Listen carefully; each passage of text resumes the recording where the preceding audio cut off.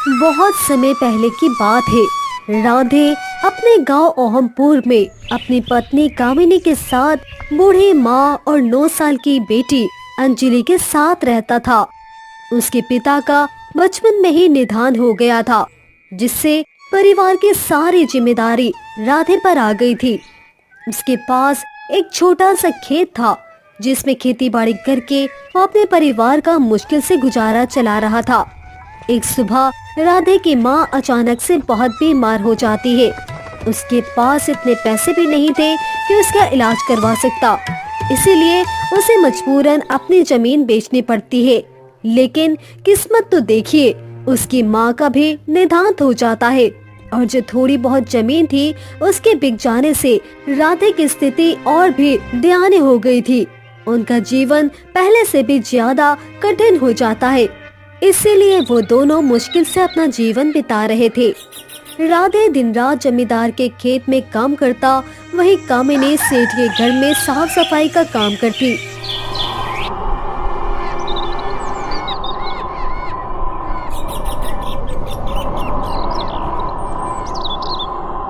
राधे, सर्दी बहुत करीब आ रही है और हमारे पास ओढ़ने के लिए कुछ भी नहीं है। हाँ, तुम ठीक कह रही हो, हमें कुछ करना होगा। आखिरकार ठंड का मौसम आ गया था और इस बार ठंडी बहुत ही कहर ढा रही थी, जिसकी वजह से ओहमपुर गांव के लोग बहुत ही डरे हुए थे। दिन हो या रात, लोग ठंडी के कारण बहुत डर चुके थे। इस साल तो बहुत ही ज्यादा ठंड है, इसमें तो काम पे जाने का भी दिल नहीं कर रहा। अच्छा चलो, अब मैं चलता हूँ, वरना जमींदार गुस्सा करेगा। ठीक है, तुम जाओ।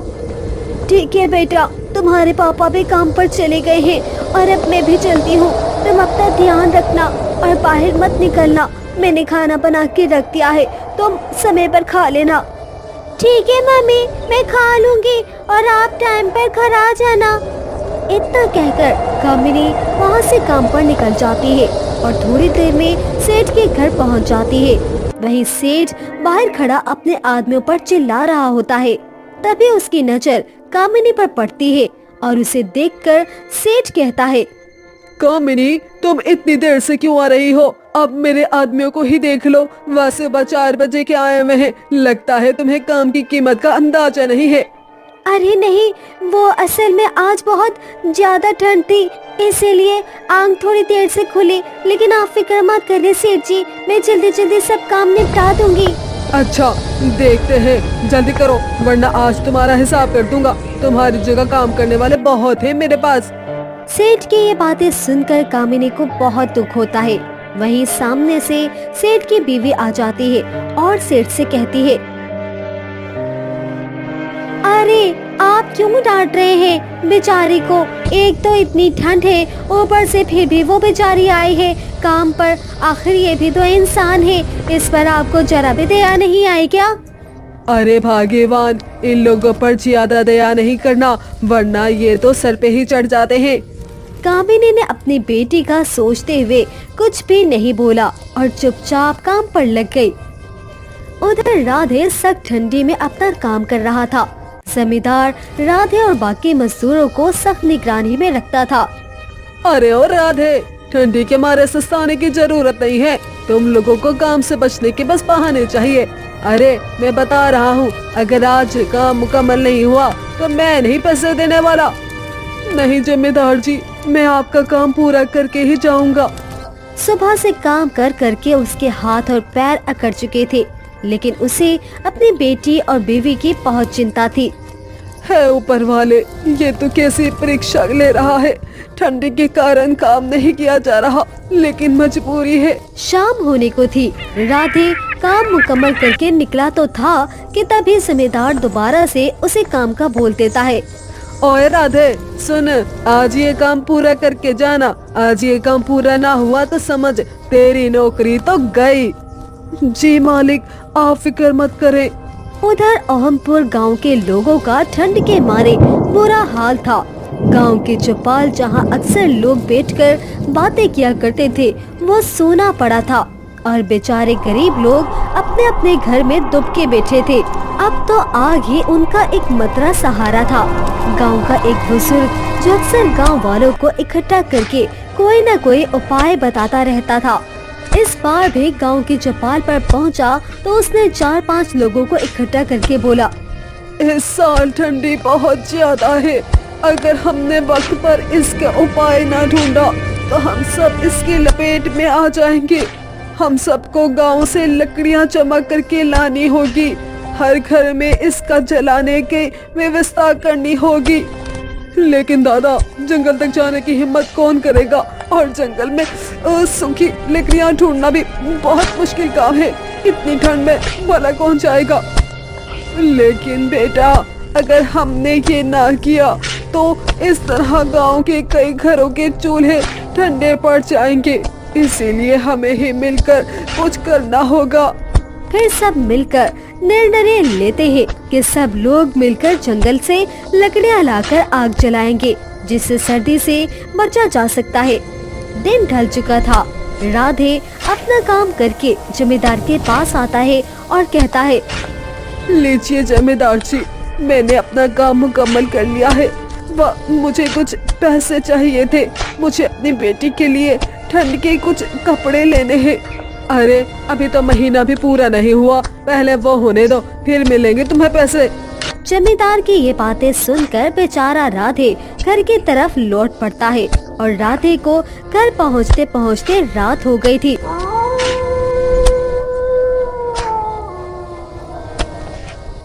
आजी, आप आ गए। इतनी देरी क्यों कर दी आपने? अरे भागी भाग, वो जमींदार ने रोक दिया था और मैंने फिर कुछ पैसे मांगे तो वो भी नहीं दिए। अच्छा, कोई बात नहीं। अब सर्दी में कैसे ठिठुर रहे हो? आओ, आग सेंक लो। फिर कामिनी अंजलि की बीमारी के बारे में बताती है। फिर राधे अंजलि के चेहरे की तरफ देखता है तो उसका चेहरा खांसी और सर्दी की वजह से पूरा लाल हो चुका था। इससे राधे चिंता से डूब गया। मैंने सोचा था आज सेठ जी से कुछ मदद मांग लूंगी, लेकिन उन्होंने तो आज मुझ पर ही गुस्सा शुरू कर दिया। इन जिम्मेदार और सेठ जैसे लोगों को हमारे दुखों का क्या मतलब?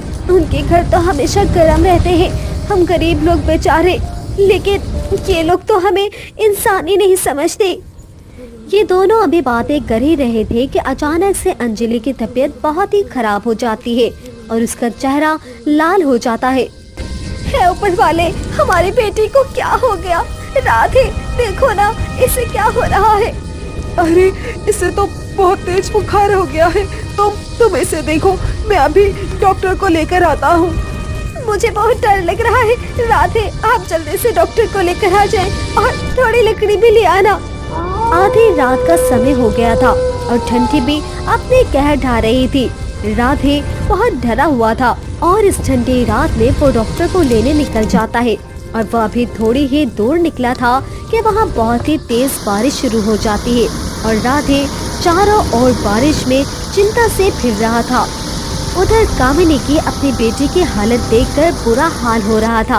अंजलि की आंखें धीरे धीरे बंद हो रही थी और उसका शरीर गर्म होता जा रहा था। जैसे तैसे राधे डॉक्टर के घर पर पहुंचता है। फिर उसकी बदकिस्मती तो देखो कि उस दिन डॉक्टर भी अपने घर पर नहीं था। उधर कामिनी इतनी जोर से चिल्लाती है कि उसकी चीख उसे काली भयानक रात में गूंजकर सीधी राधे के कानों में पहुंचती है। ये चीख इतनी दर्द भरी थी कि उससे सुनने वाले हर इंसान की रूह कांप जाती है। उसे सुनकर राधे फौरन अपने घर पर भागता है। हे ऊपर वाले, कामिनी इतनी जोर जोर से क्यों चीख रही है? हे ऊपर वाले, कोई अनहोनी करना। बेचारा घबराया हुआ राधे घर पहुंचता है और उधर जाकर देखता है। क्या हुआ कामिनी? ये अंजलि की आंखें बंद क्यों है? बताओ मुझे कामिनी, क्या हुआ है?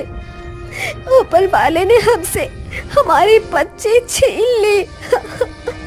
मेरी बच्ची। बेचारी नन्ही सी जान अंजलि इस ठंडी को सह ना पाई। उसमें उसकी क्या गलती थी जो इस भयानक ठंडी ने उसको उसके परिवार से अलग कर दिया। बेचारे दोनों माँ बाप से उस ठंडी ने उनका सब कुछ छीन लिया। कामिनी की चीखें उस तेज बरसात के मौसम में पूरे ओहमपुर गांव में गूंज रही थी। उस रात की ठंड बहुत भयानक थी, जो किसी की भी जान ले। अभी दोनों पति पत्नी अपने बेटे के पास बैठे बैठे उसका शोक मना रहे थे कि क्यों भगवान ने उन्हें इतना गरीब बनाया, जो अपनी बच्ची को ही उस ठंड से नहीं बचा पाए। अगले दिन गांव वालों ने कामिनी और राधे को अपने बेटे के साथ उनके घर पर पाया। वो सर्दी से जम चुके थे। उनके चेहरों पर एक अजीब सी खामोशी थी, गोया उन्होंने भी अपने बेटे के पास पहुंचकर सुकून पा लिया हो।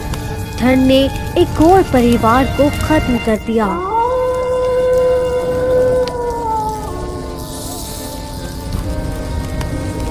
एक बार की बात है, रामलगन गांव के कुछ बच्चे स्कूल जा रहे थे।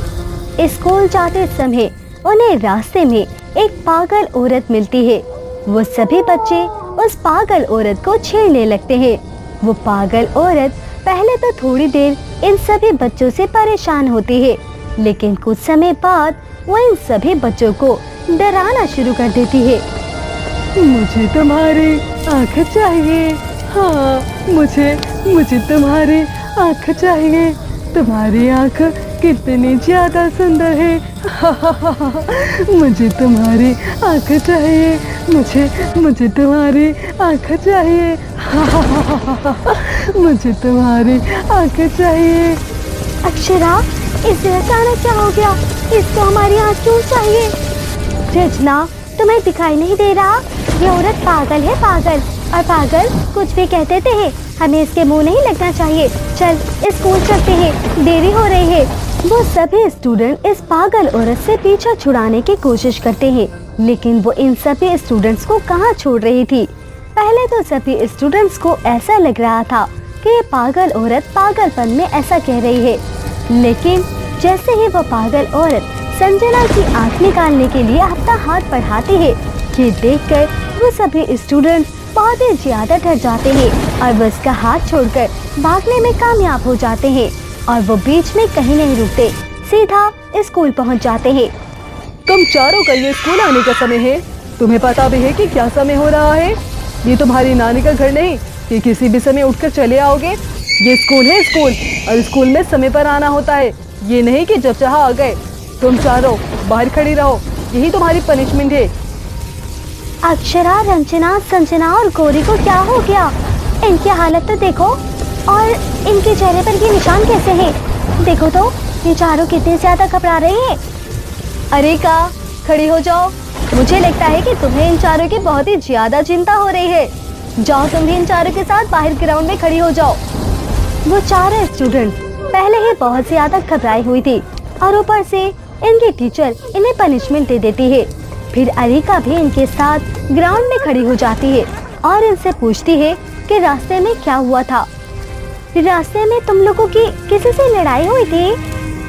रास्ते में हम लोगों ने एक पागल औरत को देखा था, फिर हमें शरारत करने की सूझी, मगर हमें नहीं पता था वो शरारत हमें इतनी बड़ी मुसीबत में डाल देगी। वो पागल औरत हमसे हमारी आंख मांग रही थी।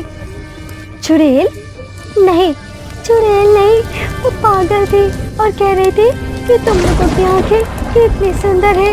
मुझे ऐसी आंखों की ही तो तलाश थी। ऊपर वाले से मेरी प्रार्थना है कि वो पागल औरत हमें दोबारा ना मिले। मुझे तो सोच कर ही डर लग रहा है। बेचारे पागल थे, उसका दिमागी संतुलन ठीक नहीं था। छोड़ो, लेकिन तुम्हारी वजह से मुझे भी पनिशमेंट मिली है। और जब इनकी पनिशमेंट पूरी हो जाती है तो वो अपनी क्लास में आकर बैठ जाती है। ऐसे ही कुछ समय बीत जाता है। इन चारों दोस्तों को वो पागल औरत फिर नहीं मिलती। एक दिन इनके स्कूल में साइंस की एक नई टीचर आती है। बच्चों, मैं तुम्हारी नई साइंस की टीचर हूँ। प्रिंसिपल साहिबा ने मुझे बोला है कि तुम्हारा सिलेबस बहुत पीछे चल रहा है। चलो जल्दी से बुक्स निकालो, जल्दी हमें सिलेबस कंप्लीट करना है। सेकेंड बेंच वाले खड़ी हो जाओ। मैं तुम्हें नोट कर रही हूँ कि तुम मुझे कब से घूर कर देख रही हो। क्यों, कभी कोई टीचर नहीं देखी क्या? सॉरी मैम, पता नहीं क्यों मुझे ऐसा लग रहा है जैसे कभी आपको देख चुकी हूँ। एक जैसी शक्ल के 7 इंसान होते हैं। तुमने कोई मेरी हम शक्ल ही देखी होगी। आरती मैम इन चारों को पढ़ाकर चली जाती है। इन चारों को लग रहा था कि वो आरती मैम को कहीं देख चुकी है। तुम चारों कहाँ खो गए हो? आरती मैम ने कहा है कि वो 4th पीरियड में टेस्ट लेंगी। हमें नई टीचर के सामने अपनी रेपुटेशन खराब नहीं करनी चाहिए। तुम चारों को हो क्या गया है? जब से आरती मैम को देखा है तुम्हारे चेहरों की तो हवाएं ही उड़ी हुई है। पता नहीं क्यों आरती मैम का चेहरा कुछ जाना पहचाना लग रहा है। मुझे तो घबराहट सी हो रही है। समझ में नहीं आ रहा क्यों। यही हाल मेरा भी है। आरती मैम को देखकर कुछ अच्छी फीलिंग्स नहीं आ रही। 4th पीरियड में आरती मैम इनसे टेस्ट लेती है।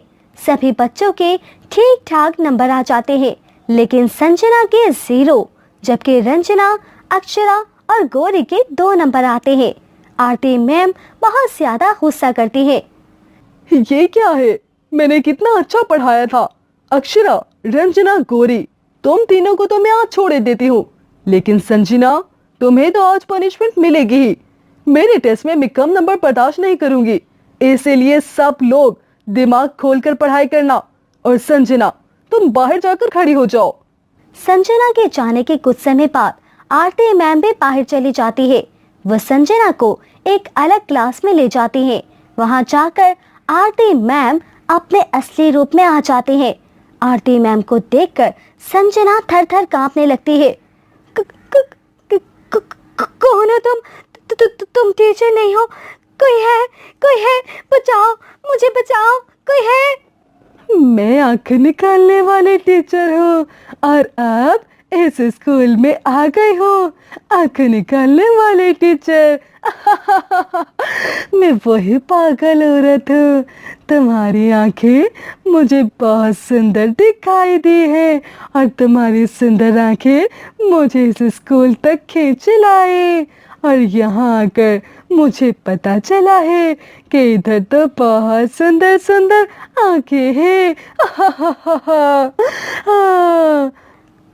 आंख चुराने वाले चुड़ैल, मैं तुम्हें अपनी आंखें नहीं दूंगी।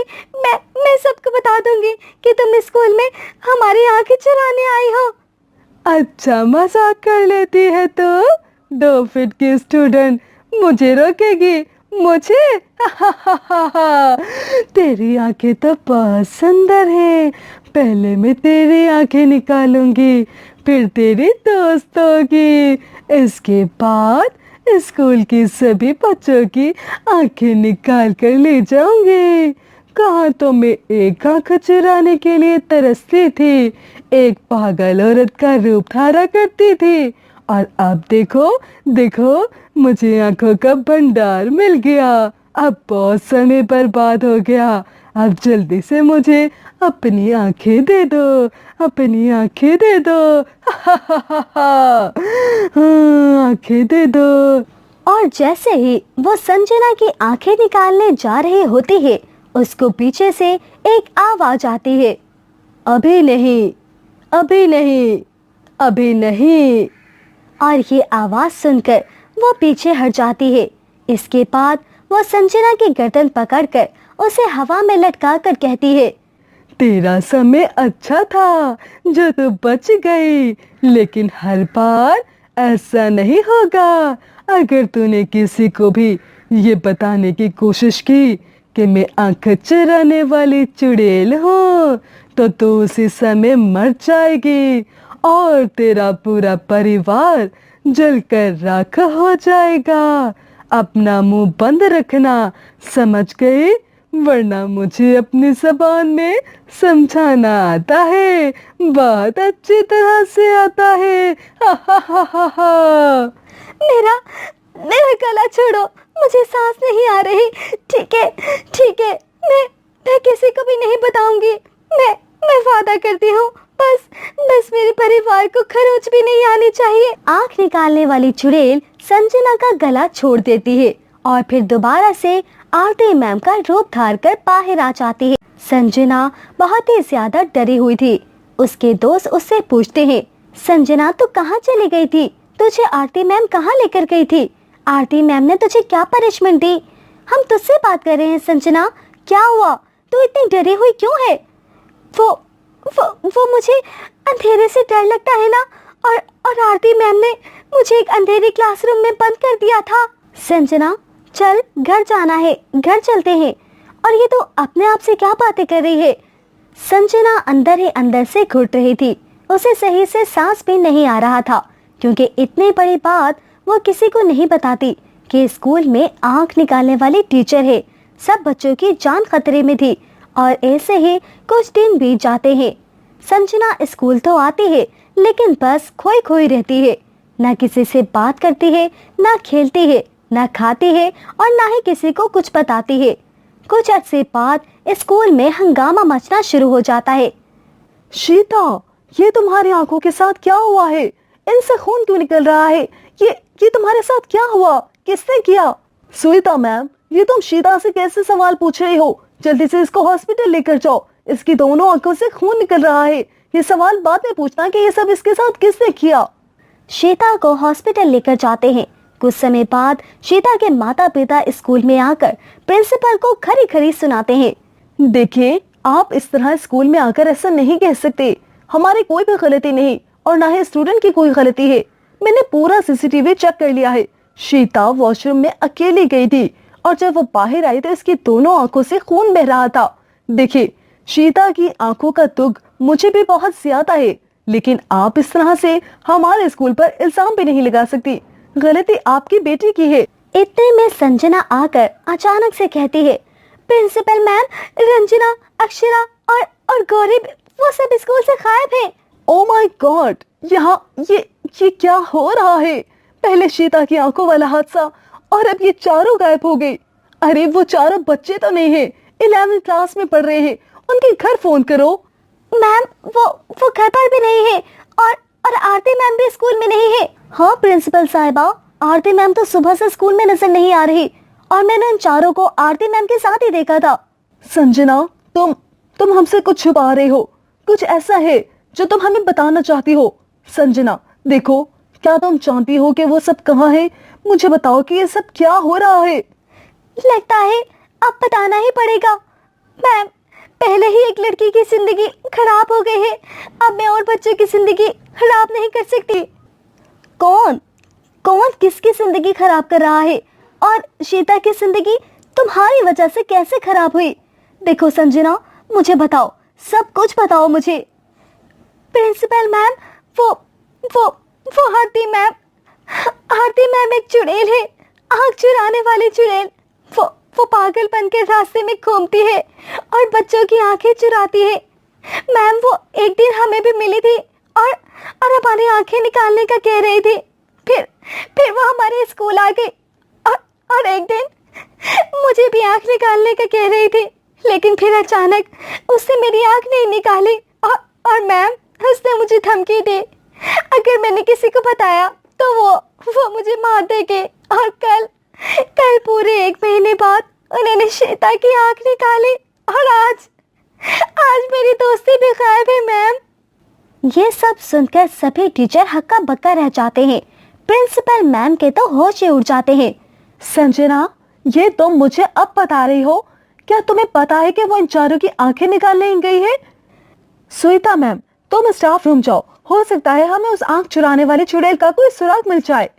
अब सभी मिलकर उस आंख चुराने वाली चुड़ैल का सुराग ढूंढ रहे थे, ताकि उसका कुछ पता लगा सके।